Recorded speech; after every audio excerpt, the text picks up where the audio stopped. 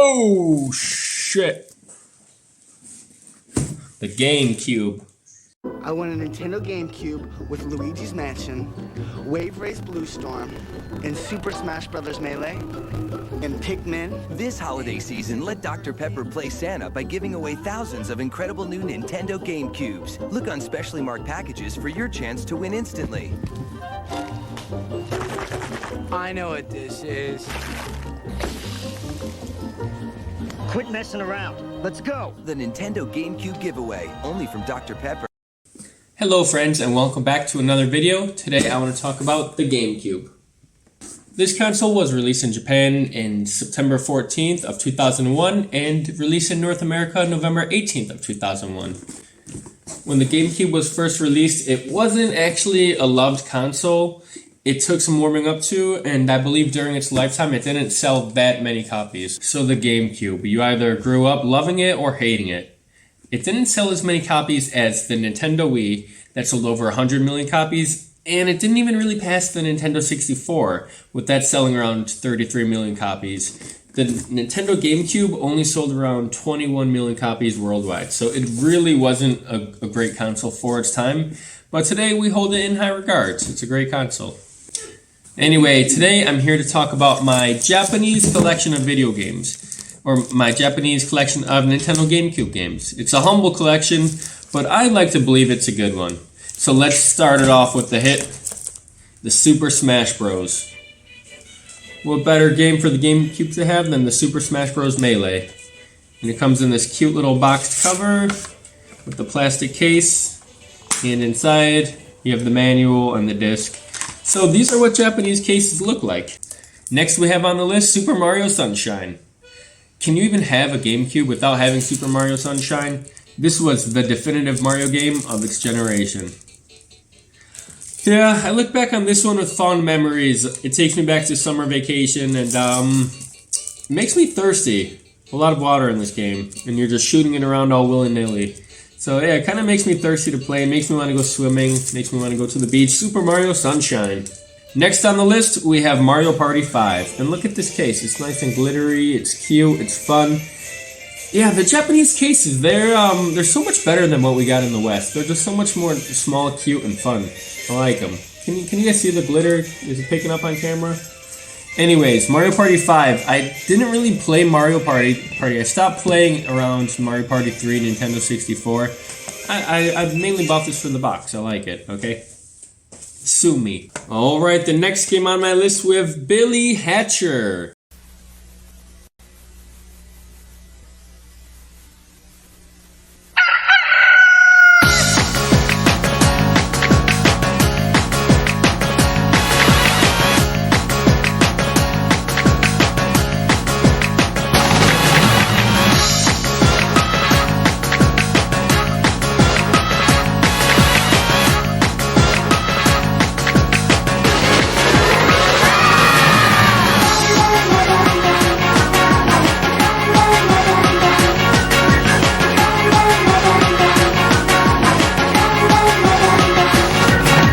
And you're probably thinking, Isaiah, what the heck is a Billy Hatcher?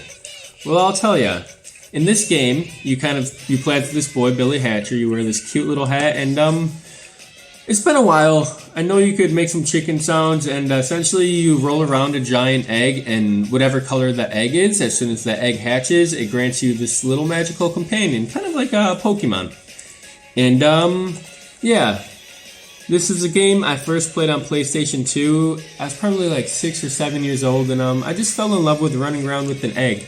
And afterwards, with the companion that it hatches. And it was developed by the Sonic team. It plays like a Sonic game.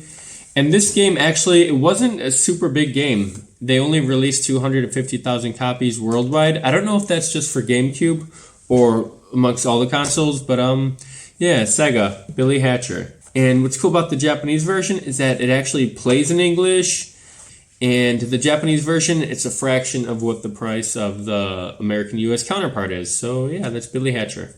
Alright, the next up on the list, according to Metacritic, it's the 4th best GameCube game of all time. It's The Legend of Zelda Wind Waker.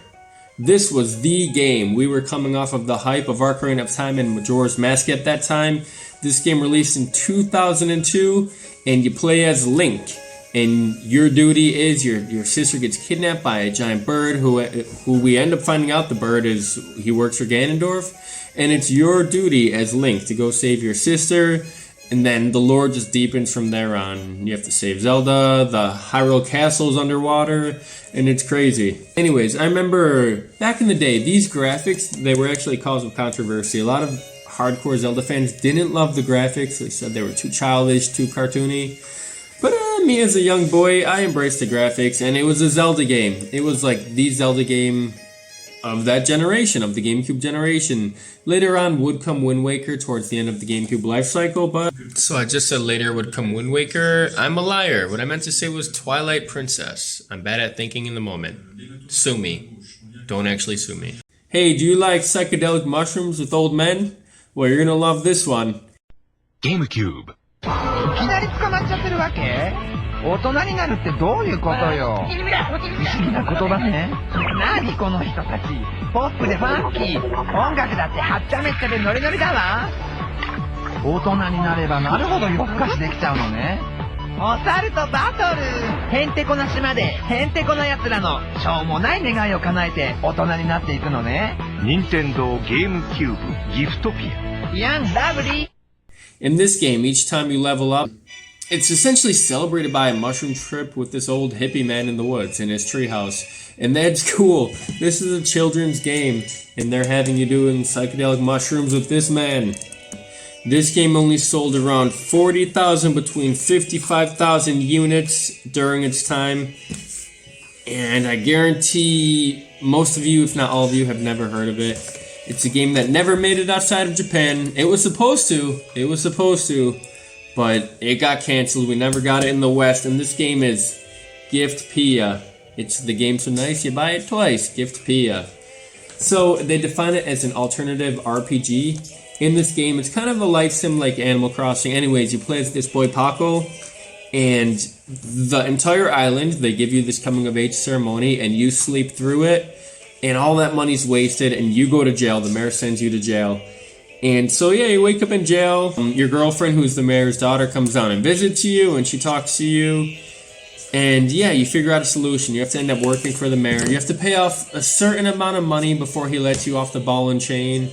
And then you have to keep earning money. I believe, like, the amount you owe is 1 million. I forgot what the currency is called, but you owe 1 million of that. And yeah, there are little landmarks. So like when you pay off 10,000 of hey, what do they call it? Maine. I think they call it Maine. So whenever you pay off 10,000 of that, that's like a milestone. Like 20,000 would be another one. After like you do so many things in the game, you can level up.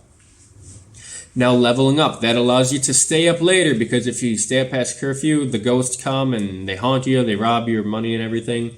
So yeah, you could stay up later. Eventually you earn to be able to stay up 24 hours at a time. And it's developed by Skip Studios, so Chibi Robo. They're the developers on this. And there's no English. And it's an official licensed Nintendo game. They ripped sound bits from Legend of Zelda Ocarina of Time. And we could talk about this all day. There's so much that goes on here.